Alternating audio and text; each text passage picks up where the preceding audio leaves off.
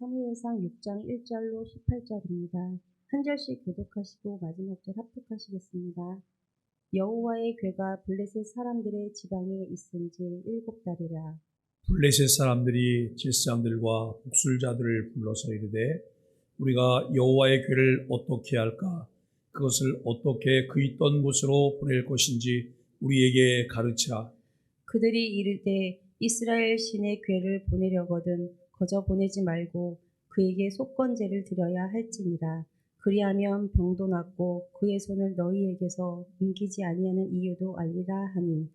그들이 이르되 무엇으로 그에게 드릴 속건제를 삼을까 하니 이르되 블레셋 사람의 방백의 수요대로 금 독종 5과 금쥐 5마리라야 하리니 너희와 너희 통치자에게 내린 재앙이 같음이니라. 그러므로 너희는 너희의 독한 종기의 형상과 땅을 해롭게 하는 쥐의 형상을 만들어 이스라엘 신께 영광을 돌리라. 그가 혹 그의 손을 너희와 너희의 신들과 너희 땅에서 가볍게 하실게 하노라. 애굽인과 바로가 그들의 마음을 완악하게 한 것 같이 어찌하여 너희가 너희의 마음을 완악하게 하겠느냐? 그가 그들 중에서 재앙을 내린 후에 그들이 백성을 가게 함으로 백성이 떠나지 아니하였느냐? 그러므로 새 수레를 하나 만들고 멍에를 메어 보지 아니한 젖나는 소 2마리를 끌어다가 소의 수레를 메우고 그 송아지들은 떼어 집으로 돌려보내고 여호와의 궤를 가져다가 수레에 싣고 속건제로 드릴 금으로 만든 물건들을 상자에 담아 궤 곁에 두고 그것을 보내어 가게 하고 보고 있다가 만일 궤가 그 본 지역 길로 올라가서 베세메스로 가면 이 큰 재앙은 그가 우리에게 내린 것이요 그렇지 아니하면 우리를 친 것이 그의 손이 아니요 우연히 당한 것인 줄 알리라 하니라. 그 사람들이 그같이 하여 젖나는 소 2를 끌어다가 수레를 메우고 송아지들은 집에 가두고 여호와의 궤와 및 금쥐와 그들의 독종의 형상을 담은 상자를 수레 위에 실으니 암소가 베세메스 길로 바로 행하여 대로로 가며 갈 때에 울고 좌우로 치우치지 아니하였고 블레셋 방백들은 베세메스 경계선까지 따라가니라. 베스메스 사람들이 골짜기에서 밀을 베다가 눈을 들어 궤를 보고 그 본 것을 기뻐하더니 수레가 베세메스 사람 여호수아의 밭 큰 돌 있는 곳에 이르러 선지라. 무리가 수레의 나무를 패고 그 암소들을 번제물로 여호와께 드리고 레위인은 여호와의 궤와 그 궤와 함께 있는 금봄을 담긴 상자를 내려다가 큰 돌 위에 두매 그날에 베스메스 사람들이 여호와께 번제와 다른 제사를 드리니라. 블레셋 방백 그것을 보고 그날에 에그론으로 돌아갔더라. 블레셋 사람이 여호와께 속건 제물로 드린 금 독종은 이러하니 아스돗을 위하여 하나요, 가사를 위하여 하나요, 아스글론을 위하여 하나요, 가드를 위하여 하나요, 에글론을 위하여 하나이며 드린 바 금 쥐들은 견고한 성읍에서부터 시골의 마을에까지 그리고 사람들이 여호와의 궤를 놓은 큰 돌에 이르기까지 5 방백들에게 속한 블레셋 사람들의 모든 성읍들의 수대로였더라. 그 돌은 베세메스 사람 여호수아의 밭에 오늘까지 있더라. 아멘. 오늘 사무엘상 6장 1절로 18절까지 말씀을 우리가 함께 나누면서 암소를 어거하신 여호와라고 하는 주제로 말씀을 나누려고 합니다. 사람들이 각기 자신이 하고 싶은 대로 행동하고 살던 사사시대의 마렵이었습니다. 그러나 동시에 이 시기는 사무엘을 통해서 새로운 구원의 장이 펼쳐질 또 하나의 역사의 여명기였습니다. 엘리 제사장이 이스라엘의 사사가 된 지 40년이었던 이때에 이스라엘 역사 가운데 참으로 어처구니 없는 불행한 일들이 발생했습니다. 이스라엘과 블레셋은 이른바 천적 관계였는데 몇 해까지 싸운다고 하는 규정도 없이 그저 서로 없어질 때까지 부딪히며 싸우는 그런 사이였습니다. 바로 전 싸움에서 이스라엘은 블레셋의 강한 공격에 의해서 그로기 상태에 처했습니다. 4,000명가량이나 죽임을 당하는 패배를 맛보았습니다. 그래서 이스라엘은 막간을 이용해서 새로운 작전을 구상하게 되어지죠. 여러 가지 방도를 사용해도 전쟁을 이기지 못하기 때문에 새로운 방도를 구성하는데, 근데 여러분 참 우리가 성경을 보다 보면 이스라엘이 새로운 작전을 구상할 필요가 없었어요. 왜냐하면 하나님께서 늘 이스라엘에게 말씀하셨어요. 나가서 싸우라. 누구를 내 손에 붙였느니라. 이렇게 말씀하시거든요. 그러면 네, 아멘하고 그 길을 순종하고 따라 나가기 바라면 전쟁에서 승리를 해요. 그런데 이스라엘이 하나님의 뜻과 하나님이 말씀하신 것과는 관계없이 자신들의 임의대로 어떤 일을 계획하고 여러분 그 일을 실행하면 실패했어요. 많은 교훈을 얻었음에도 불구하고 이스라엘은 또 전쟁에서 패배했습니다. 그런데 전쟁의 패배의 원인을 하나님과의 관계에서 찾는 것이 아니라 자기들이 구상했던 또 여러분 자신들이 실행했던 작전에 문제가 있다고 생각을 하면서 새로운 작전을 구상을 해요. 그런데 생전 보도 듣도 못했던 작전을 하나 가지고 나옵니다. 실로 성막에 있는 여호와의 언약궤를 가져와서 그것에 힘을 빌어 이 블레셋을 쳐부수는 기상천외한 작전이었습니다. 언약궤가 이스라엘 진영에 도착하자 이스라엘 군사들은 사기가 충천했고 반대로 블레셋 군사들은 기가 죽었습니다. 그들은 이스라엘 여호와의 위력을 들어서 익히 잘 알고 있었기 때문에 여러분 겁을 먹게 된 것이죠. 이스라엘이 이 언약궤를 진영에 가져온 작전은 효과적이었습니다. 블레셋 군사들은 매우 두려워하는 내용이 이 사무엘상 4장에 기록되고 있습니다. 그들은 탄식합니다. 우리에게 화로다. 전일에는 이런 일이 없었도다. 그들은 절망에 빠져버렸습니다. 우리에게 화로다. 누가 우리를 이 능한 신들의 손에서 건지리요. 그들은 광야에서 여러 가지 재앙으로 애굽인을 친 신들이니라 라고 그들 스스로 고백합니다. 그러나 그들은 스스로를 독려하게 이릅니다. 이번 싸움은 이래도 죽을 판이고 저래도 죽을 판이니 2판 4판이니 대장부답게 한번 싸우나 보자고 다짐합니다. 그리고 싸움이 시작이 되었습니다. 판세는 완전히 뒤집어지고 초판에 결정이 나버렸습니다. 이스라엘 군사들은 싸움터에서 각기 도망쳐버리고 말았습니다.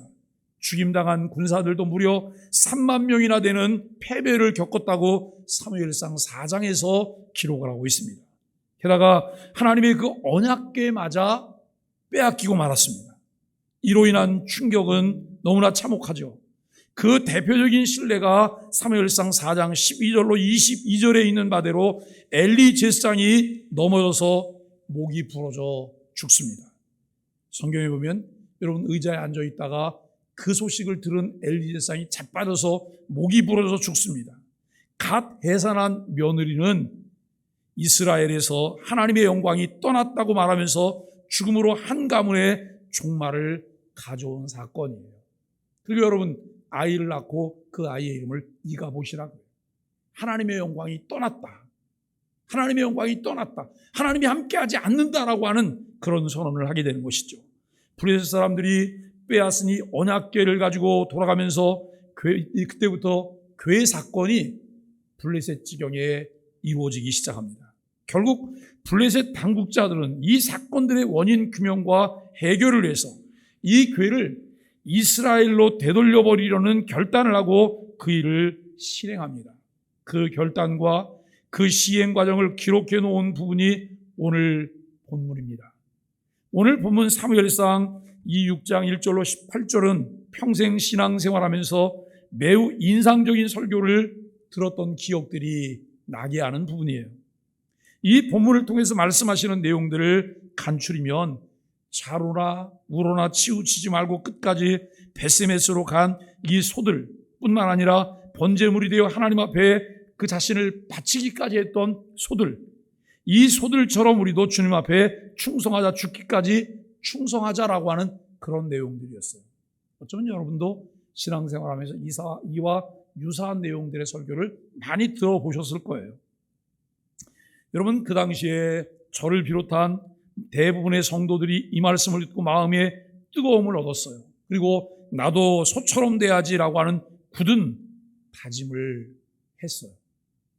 그런데 그 이후에 신학 공부를 하면서 성경 연구를 하고 성경 말씀을 여러분 보고 말씀에 대한 이해가 조금 더 넓혀져 갈 때에 그때 그 설교들이 여러 가지 의문점을 가져다 줘요. 의문점을. 본문이 우리에게 말하려고 하는 내용이 그 내용인가? 아니면 교인들에게 은혜를 끼치기 위해서 별미를 만들어낸 건가? 그리고 우리는 성경이 말하려고 하는 것과는 관계없는 별미를 먹고 거기에 취해서 그냥 무엇을 했던 것은 아닐까라고 하는 생각을 하게 돼요.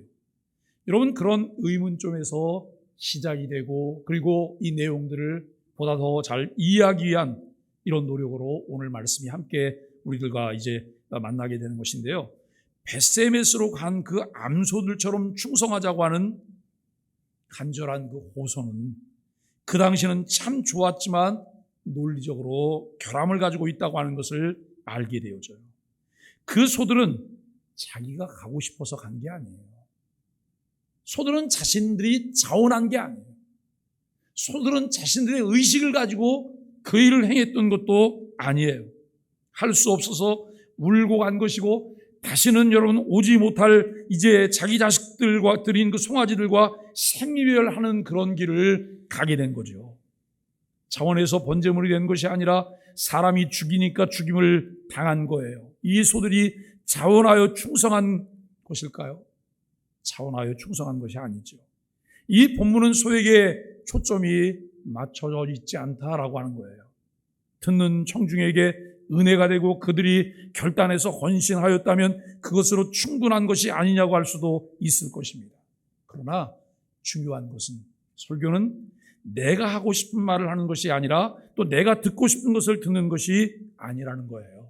하나님이 들려주시려는 말씀을 찾아서 그 말씀을 듣고 순종하는 거예요. 여러분, 내가 하려고 하는 말, 내가 듣고 싶은 것, 이것을 줬다 보니까 취사 선택을 내가 해요. 우리 신앙생활 가운데 취사 선택을 내가 하는 것이 얼마나 많습니까? 하나님께 물어보지도 않고 하나님의 뜻이 무엇인지 찾지도 않고 취사 선택을 내가 하는 이런 모습을 우리가 보게 되어집니다. 오늘 우리는 하나님께서 들려주시는 말씀을 찾아서 그 말씀을 듣고 순종하는 것이 우리에게 필요한데 이 말씀이 기록되고 있는 그 당시 여러분 사사시대 자기의 소견대로 살았던 사람들처럼 자기들 보기에 좋은 대로 성경을 이해하고 편식하려고 하는 시대를 우리는 살고 있다고 하는 것입니다. 오늘 본문의 의도를 찾기에 세 가지 면을 예비적으로 살펴보기로 하겠습니다. 첫째, 블레셋에서 나타난 교회 사건들이에요. 이 교회 사건들은 하나같이 하나님의 교회가 블레셋에 당도한 이후부터 발생하기 시작했습니다. 5장에 기록된 바에 의하면 처음 발생한 사건은 블레셋의 신인 이 몸은 물고기여 얼굴과 손은 사람의 모습을 했다는 다곤 신상의 사건입니다. 언약궤가 아스돗에 있는 다곤 신당 안에 다곤 신당 곁에 놓여졌어요. 이것을 빼앗아 와서 처음 이동한 곳이 아스돗이에요. 이제 다곤 신당에 옮겨 놓은 것이죠. 그런데 그 이튿날 보니까 이 다곤이 그 여호와의 궤 앞에 엎드려 경배하고 있는 일이 발생하고 있어요. 신전에서 수종드는 제사장들이 당황하고 놀라서 그들의 신 다곤을 제자리에다가 모셔서 세웠습니다.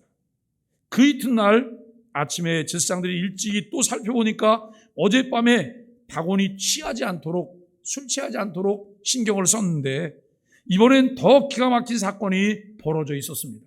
다곤이 전날과 같이 여호와의 궤 앞에 엎드려 경배함은 물론이고 그 머리와 두 손이 잘려져서 사람들이 드나드는 문지방에 내팽개쳐져 있습니다. 그 다음에 발생한 사건은 복종 사건이에요. 일단 다곤을 굴복시키는 사건을 서곡으로 해서 하나님께서는 연주를 계속해 나가시는 듯한 그런 느낌인데요. 그곳 아스돗 사람들에게 독한 종기가 생기기 시작했습니다. 그들은 외쳐댔습니다. 우리와 우리 신 다곤을 이스라엘 신이 친히 그 교회를 다른 곳으로 옮기라고 이야기를 합니다. 결국 여러분, 이 교회는 아스도렛에서 가드라고 하는 것으로 옮겨지게 됩니다. 그러나 결과는 마찬가지였습니다. 오히려 그 독종의 재앙은 더 극심해졌습니다. 5장 6절에서는 여호와의 손이 아스돗 사람에게 엄중히 더하사 이런 독종의 재앙으로 쳤다고 말씀한 반면에 5장 9절은 그것을 옮겨간 후에 여호와의 손이 심히 큰 환난을 그 성에 더하사 성읍 사람을 작은 자와 큰 자를 다쳐서 독종이 나게 하셨다라고 말씀하고 있습니다. 그래서 또다시 교회를 옮겨가요. 또다시 옮겨가는데 세 번째 옮겨가는 것이 에그론이라고 하는 곳이죠. 독종의 재앙을 이미 이제 접했던 사람들인 이 에그론에 교회가 도착하자 그곳 시민들이 여러분, 우리를 죽이려고 이 교회를 가져왔느냐고 아우성을 치기 시작합니다. 이곳에서 독종의 재앙은 절정에 이릅니다. 11절과 12절은 온 성이 사망의 환난을 당함이라 거기서 하나님의 손이 엄중하심으로 죽지 아니한 사람들은 독종으로 치심을 받아 성읍의 부르짖음이 하늘에 사무쳤더라라고 기록하고 있습니다. 이제 그들은 더 이상 어찌할 수 없는 결론에 다다랐습니다. 이미 7개월 동안이나 이성저성을 뱅뱅 돌며 교회를 옮겨보았지만 재앙의 결과는 갈수록 끔찍해졌습니다. 따라서 그 교회를 본국으로 돌려보낼 수밖에 없게 되었죠. 그것이 재앙과 그 사망의 그늘에서 이제 벗어날 수 있는 유일한 방법이었습니다. 여러분, 두 번째로 우리가 함께 살펴볼 것은 블레셋 사람들이 취한 재앙의 해결 방안과 그 목적입니다. 오늘 본문이 이 해결 방안과 그 목적을 잘 드러내주고 있습니다. 이미 그들은 그 교회를 이제 본 곳인 이스라엘로 돌려보내야 한다고 하는 것에 만장일치로 가결을 해요. 근데 만장일치가 안 될 수가 없어요. 왜 가결을 해야 돼요? 사람이 죽어나가는데요. 독종이 자꾸 생기는데요. 문제가 자꾸 생기니까 이것은 견딜 수가 없는 그런 상황이어서 그들이 그런 결정을 해요. 그러나 그들의 진정한 관심은 어떻게 해야 이스라엘 신의 재앙에서 완전히 벗어날 수 있는가라고 하는 그것입니다. 그 신의 진노를 가라앉히기 위해서 무언가를 해드려야 할 것이기에 그들은 블레셋의 제사장들과 복술자들을 불러서 자문을 받아요. 그리고 이들의 자문대로 속건제물을 드리기로 합니다. 그 제물은 몸에 난 종기의 모양을 따서 금으로 만든 금독종 5개와 그리고 여러분, 비록 5장에는 기록이 되어 있지 않았지만 그 당시에 실제로 이 재앙으로 해친 이 들쥐의 형상을 금으로 만든 5개의 여러분 금쥐입니다. 이렇게 5개씩 만든 이유는 재앙을 당한 도시가 5개의 도시이기 때문에 그래요. 5장에는 아스돗, 가드, 에그론 3도시만 나와 있지만 그 교회가 옮겨가지 않아도 독한 종기와 이 들쥐의 재앙이 극심했던 도시로서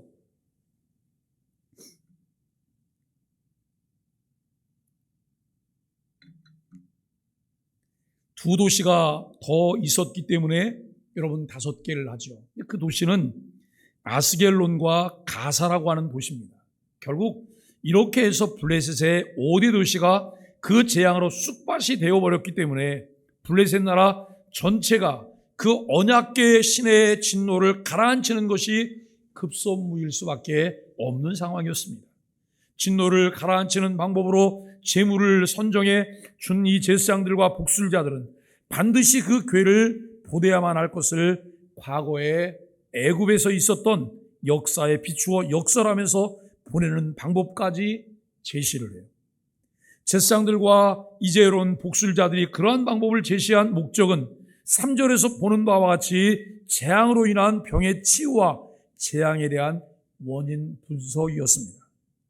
이 이중용 목적을 위해 속건제물을 드릴 것과 소를 사용하여 교회를 보내는 방법을 제시했던 것입니다. 여러분, 우리가 모세를 하나님께서 세우시고 구원자로 이스라엘 백성을 애굽에서 구출해 내시려고 하실 때에 애굽의 바로의 마음에 강팍이 됐어요. 그래서 고집을 부리면 부릴수록 재앙이 강도가 더해가요. 10번째 재앙에 처음 난 것 장자 죽임을 통해서 결국 손들었던 사건을 이제 이 블레셋의 제사장들과 복술자들이 기억하고 있는 거예요. 그렇기 때문에 고집 부리면 안 되고 빨리 일을 해야 된다라고 하는 그런 생각을 가지고 있습니다. 그들이 비록 그 재앙이 이스라엘 신에게서 온 것으로 가정하고 방법을 취했지만 그들 마음 가운데 아직 한 가지 결정되지 않은 것이 있어요. 그것이 뭐냐면 이것이 우연이냐 아니면 정말 여호와 하나님 때문에 이렇게 된 것이냐라고 하는 것을 확인하는 것이죠. 그래서 그들로서는 재앙에 대해 바르게 대처할 수 있는 가장 바람직한 지혜를 갖게 되죠. 그들은 자신들의 시험에 최고로 적합한 도구를 택했습니다. 그러니까 이게 우연이 아닌 것처럼 보일 만한 것들을 동원해야지만 그 일이 가능한 거예요. 그게 뭐냐면 아직 멍에를 메어보지도 아니한 새끼가 딸린 암소를 2마리 택하는 거예요. 새끼도 떼어놓고 전혀 가보지 않았던 길을 멍에를 메고 수레를 끌며 사람의 인도를 받지 않고 스스로 가게 하는 실험이에요. 즉, 그 소들의 자연적 본능을 제대로 이용해 보려고 하는 것이죠. 여러분, 아직 새끼가 있는 암소를 새끼로부터 강제로 떼어놔요. 과연 이게 될까라고 하는 거예요. 그 다음에 여러분, 이들을 한 번도 가보지 않았던 길로 가게 해요. 그러면 이 소들이 그 길로 갈까? 갈 수 없는 것들을 최대한 찾아낸 거예요. 그러면서도 그게 이루어진다면 이것은 이스라엘의 신이신 여호와가 한 것이다라고 하는 생각을 가지려고 하는 것이죠. 이 실험의 결과에 따라서 그 재앙이 우연이냐 아니면 이스라엘의 신 여호와로부터냐가 여러분 판가름 나게 되어 있는 것인데요. 3번째 우리가 생각해 볼 것은 이 실험의 결과입니다. 12절 말씀을 좀 더 자세히 보면 여러분 12절은 3개의 문장으로 구성이 되어 있습니다. 이 3개의 문장은 한치의 의심의 여지가 없이 그 재앙들이 여호와로부터 왔음을 보여주는 결과로 드러났음을 입증해 주고 있습니다. 처음 문장은 암소가 벳세메스 길로 바로 행하여 그래요. 암소가 벳세메스 길로 바로 행하여라고 하는 말은 바른 길을 선택했다고 하는 것을 보여주죠. 벳세메스는 에그론의 동남쪽에 약 10마일가량 떨어져 있는 곳에 위치한 이스라엘의 성읍입니다. 이 암소들은 떼어놓은 새끼들이 있는 자기의 집으로 가는 길을 택하지 않고 새 길로 갑니다. 벳세메스로 가는 길을 택하여 시종일관 그곳까지 수십 리를 똑바로 나아갑니다. 원문은 그 길에서 즉 벳세메스 길 위에서 그 암소들이 시종일관 나아갔음을 표현하고 있습니다.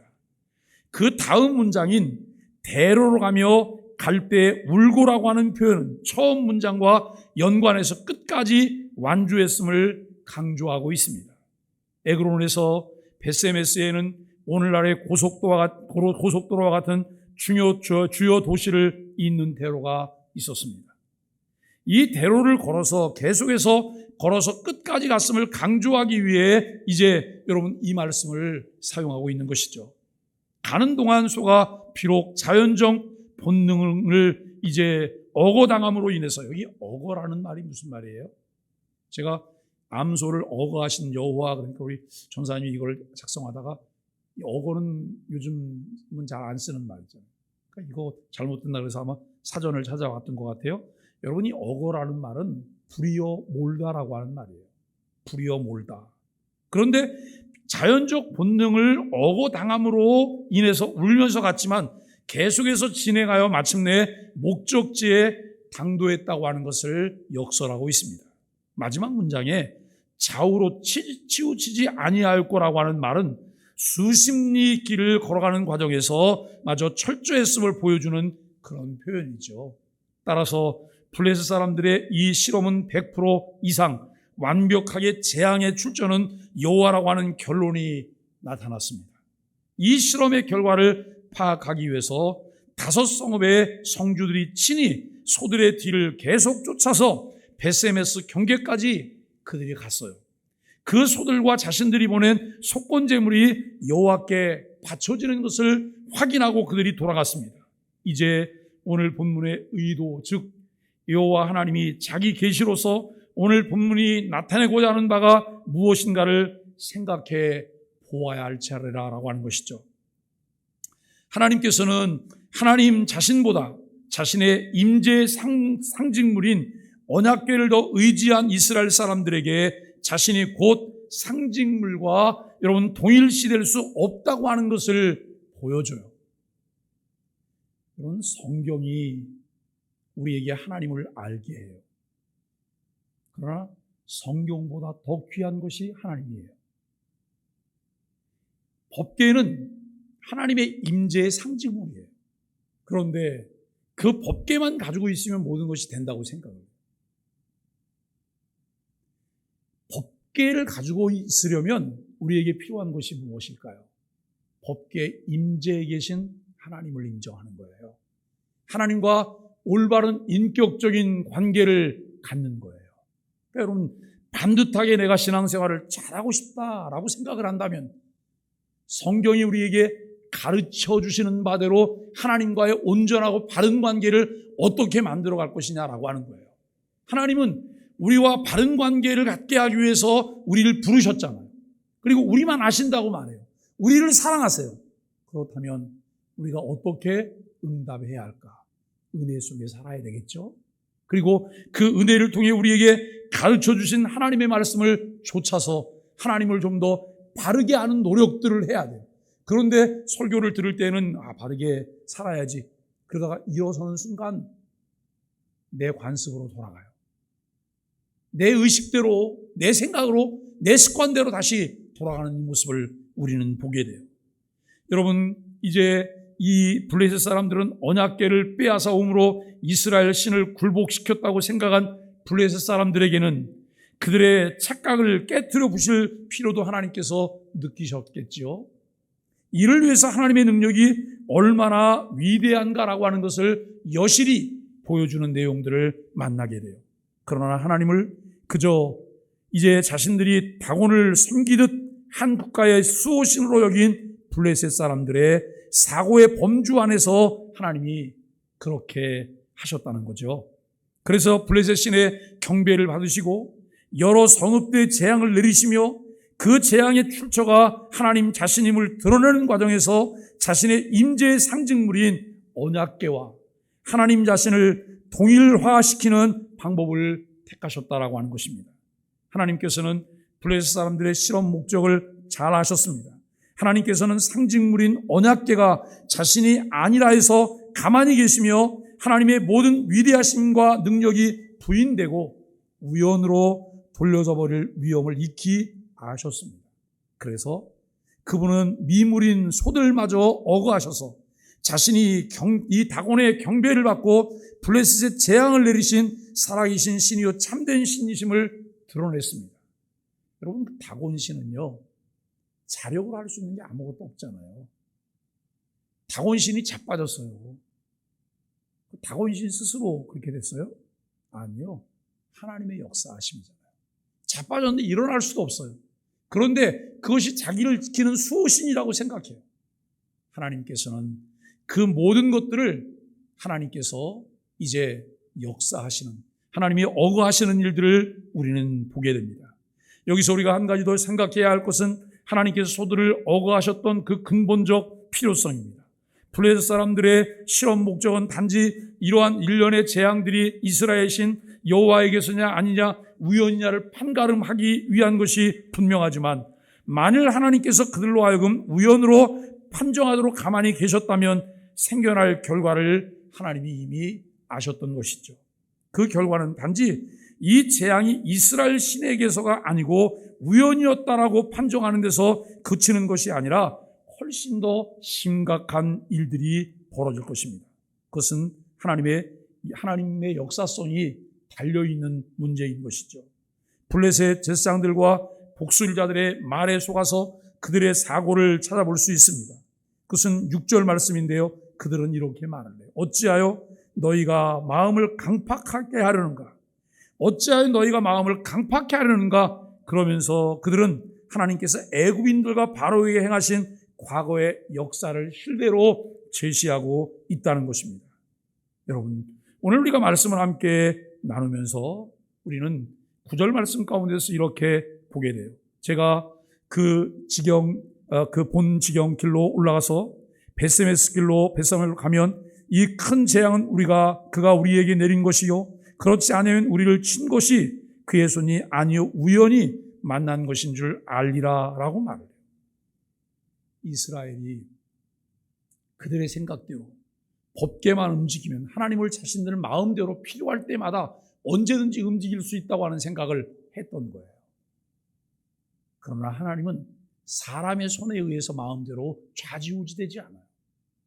그런데 우리도 때로는 착각에 빠져 있어요. 나에 의해서 하나님이 움직일 거라고 생각해요. 우리가 하나님께 간절히 기도해야 될 이유가 있다면 그 이유는 왜 기도해야 될까요? 하나님과 나와의 관계가 부르짖고 듣고 응답해 주시는 관계이기 때문에 그런 거예요. 그런데 하나님께서는 늘 우리에게 하나님의 뜻이 무엇인지를 찾고 구하며 하나님께 기도하라고 말씀하세요. 그때 하나님이 응답하시겠다고요. 그런데 우리는 내가 무엇을 얻기 위해서 그 하나님을 수단으로 사용하려고 하는 의도가 우리에게 다분히 있어요. 우리는 그 하나님을 존중히 여기고 하나님을 사랑하고 하나님께 온전히 나를 드려 경배하려고 하는 이런 마음들이 결여되어 있다고 하는 것을 우리는 알게 되어집니다. 여러분, 우리는 참 말씀을 보면서 함께 그런 생각들을 해봅니다. 그 암소들을 철저히 억어하심으로써 자신이 과거에 뿐만 아니라 지금도 여전히 살아계셔서 역사하시는 참신이라고 하는 것을 드러내시기로 결정하셨다는 것입니다. 이 벳세메스의 암소 테스트를 통해 하나님은 과거 출애굽 때뿐만 아니라 지금도 여전히 살아계셔서 역사하시는 참신이심을 블레셋 사람들은 명백히 알았습니다. 그런데 중요한 것은 명백히 알고 그들이 하나님을 섬겼을까요? 아니요. 무서워 떠는 것에 그쳐요. 무서워 떠는 것에. 오늘 우리가 하나님께 감사할 것은 내가 하나님의 말씀을 온유함으로 받을 수 있는 이유가 무엇일까요? 은혜를 입은 자이기 때문이에요. 은혜를 입은 자이기 때문에. 은혜를 입은 자이기 때문에 온유함으로 하나님 말씀을 받은 자가 되었고, 그리고 여러분 우리가 그 하나님의 은혜에 순종하기만 하면 하나님께서는 그 말씀을 실천하며 살아갈 수 있는 복을 누리게 하세요. 그럼에도 불구하고 우리는 그렇게 하지 않을 때가 많아요. 여러분, 이 본문을 왜 성경에 기록해 하셨을까 하는 점은 우리가 여러분 한 가지 더 생각해 보아야 될 것입니다. 이 본문이 기록된 정확한 연대를 알 수는 없지만 한 가지 분명히 말할 수 있는 것은 이 본문을 기록한 자의 기록 목적이 있다고 하는 거예요. 18절은 이렇게 표현될 수 있습니다. 드린 바 금치는 모든 그 수요대로였더라. 그리고 여호와의 교회를 놓았던 오늘날까지 벳세메스 사람 여호수아의 밭에 있는 그 큰 돌이 증거이니라 라고 말을 해요. 이 본문을 기록하고 그 증거로서 그 돌을 그 당시 이스라엘 사람들에게서 여러분 제시하고 있다고 하는 거예요. 그는 말하기를 오늘날도, 즉 이 기록을 기록한 그 당시에도 여전히 여호수아의 밭에 그 돌이 있다고 말을 하고 있습니다.